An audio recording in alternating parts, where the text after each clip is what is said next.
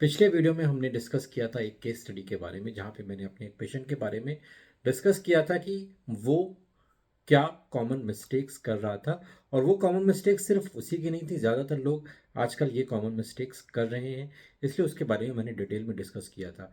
आज के वीडियो में मैं आपके साथ में डिस्कस करने वाला हूँ कि ऐसे कौन से 10 चीज़ें हैं जो मैंने उसको सजेस्ट करी, उसने अपनी लाइफ स्टाइल में, रेगुलर डाइट में उसको इंक्लूड किया, और जिसकी वजह से उसकी जो ओवरऑल हेल्थ है वो इम्प्रूव हुई, और डॉक्टर ने खुद बोला कि आपको दवा की ज़रूरत नहीं है। तो अगर आप भी इन सारी चीज़ों को जानना चाहते हैं, अपनी लाइफ में अपनाना चाहते हैं, तो इस वीडियो के अंत तक मेरे साथ बने रहें। मैं आपको 10 ऐसे फूड आइटम्स के बारे में बताऊंगा, आप अपनी रेगुलर डाइट में उसको इंक्लूड करके अपनी हेल्थ को बेटर कर सकते हैं। My name is Kusal, I am a founder of being healthier mission. मेरा टारगेट है कि मैं ज़्यादा से ज़्यादा लोगों तक ये साइंटिफिक एविडेंस बेस्ड नॉलेज पहुंचाऊं, जिससे हम अपने देश में बीमारियों के काउंट को कम कर पाएँ, बेहतर हेल्थ वाले देश को बन पाएँ। तो अभी तक आपने मेरे चैनल को सब्सक्राइब नहीं किया है, so please subscribe my channel and share this video to the one who is in need. So चलिए स्टार्ट करते हैं। तो लास्ट वीडियो में हमने जान लिया था कि मैंने क्या क्या चीज़ें उसको सजेस्ट करी, उसके लाइफस्टाइल में फाइंड आउट करी जो जनरल गलतियां थी। आज मैं डिस्कस करता हूँ कि मैंने क्या 10 चीज़ें सजेस्ट करी।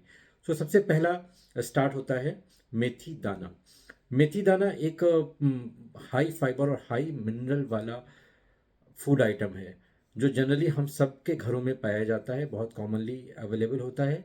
इसका अगर आप रेगुलर सुबह उठकर आप इसको रात में पानी के साथ में भिगो सकते हैं और सुबह उठ के इनको चबा के खा सकते हैं और इसका पानी पी सकते हैं। ये आपके बॉडी में इन्फ्लेमेशन को कम करेगा, आपके ब्लड में जो भी शुगर है उसको निकाल के बाहर करेगा।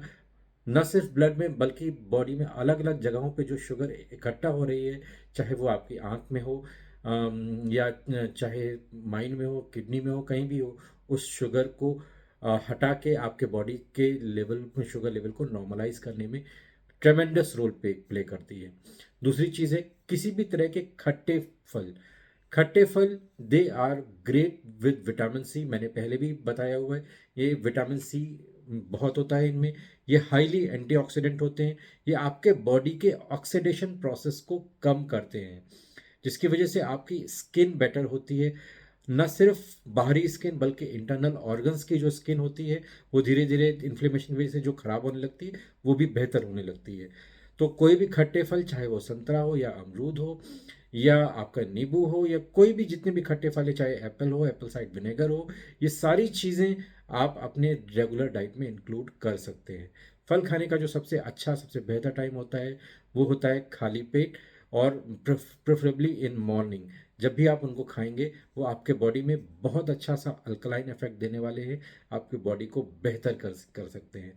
तीसरी चीज़ जो मैंने सजेस्ट की, almond and cashews regular diet में शामिल करना। आलमंड एंड कैश्यूज़ में हाई अमाउंट में मूफा, मोनो अनसैचुरेटेड फैटी एसिड्स होते हैं, जो कि आपके बॉडी को ज़रूरत होते हैं। मैंने पिछले कुछ वीडियोस में बताया है कि आपको ट्रांस फैट की ज़रूरत नहीं है, बाकी मूफा और पूफा दोनों की ज़रूरत होती है। आपको सैचुरेटेड फैट और अनसैचुरेटेड फैट दोनों की बैलेंस वे में ज़रूरत होती है। और आलमंड एंड कैश्यूज़ ये आपको ग्रेट वे में मुफा प्रोवाइड करते हैं। ये आपके हार्ट के हेल्थ को बहुत अच्छे से बेटर रखेंगे। देन इसके अलावा मोटे अनाज, लास्ट वीडियो में मैंने डिस्कस किया था कि आपको मल्टी ग्रेन नहीं लेना है, लेकिन जो भी मोटे अनाज हैं, वो चाहे मक्का है या बाजरा है या कोटू है या कोदो है, सवा है या जवार है, जो भी है। हमारे देश में 15 से ज़्यादा वेराइटीज़ पाई जाती हैं मोटे अनाज की, और अलग अलग जोग्राफिकल लोकेशन के हिसाब से आपके एरिया में जो भी चीज़ें पुराने टाइम से अवेलेबल हैं आप उनको ले सकते हैं। आप उनको रेगुलर वे में अपनी डाइट में शामिल कर सकते हैं। हर दिन अलग अलग अनाज की रोटी बना के खाने की कोशिश करें, आपको सारे तरह के मिनरल मिलेंगे और आपका डाइजेशन भी इससे बेहतर होगा। फिर नेक्स्ट चीज़, लहसुन। लहसुन हम सबके खाने में टेस्ट इन्हेंसर के तौर पे यूज़ होता है, लेकिन अगर आप लहसुन को रॉ यूज़ करेंगे, जितना हो सके रॉ लहसुन को यूज़ करेंगे, वो आपके हार्ट को इतना अच्छा इन्फ्लेमेशन इफेक्ट देने वाला है। लहसुन में एलिसिन होता है, जिसकी वजह से लहसुन में कुछ स्मेल होती है, आप सब उसको जानते हैं। वो एलिसिन आपके हार्ट के लिए वरदान का काम करता है। अगर आपने सुबह गर्म पानी से के साथ में अगर खाली पेट लहसुन लिया, या रात को सोने से पहले अगर आपने थोड़ा सा लहसुन ले लिया, तो ये आपकी हार्ट हेल्थ को इतनी ट्रेमेंडसली इंप्रूव करेगा। ना सिर्फ हार्ट हेल्थ बल्कि ब्रेन हेल्थ को भी ये बेटर बनाएगा। आपके ओवरऑल बॉडी में अगर कहीं ज़्यादा गैस बन रही है, गैस बनने की टेंडेंसी है, तो उसको भी ये कम करने वाला है। तो लहसुन आप अपने रेगुलर डाइट में इंक्लूड करें। Sixth is tomato. हम अपने खाने में रेगुलर वे में प्यूरीज बनाने के लिए या खट्टापन लाने के लिए टमाटर को यूज़ करते हैं, लेकिन अगर आप सैलेड में रॉ टमाटो को यूज़ करना स्टार्ट करेंगे, टमाटो में लाइकोपिन होता है जो कि आपकी स्किन के लिए बहुत बेहतर होता है, जो कि आपके आँखों के लिए बहुत बेहतर होता है, आपके इंटरनल स्किन हेल्थ के लिए बहुत अच्छा होता है, उसके क्लेंजिंग का काम करता है। तो आप रॉ टमाटो को अपनी डाइट में ज़रूर इंक्लूड करें। इसके अलावा छठवीं चीज़ जो मैंने उसको बोली कि आप चिया सीड्स या सब्ज़ा सीड्स जो भी आपके आसपास अवेलेबल है, आप उसको रेगुलर वे में अपनी डाइट में इंक्लूड कर सकते हैं।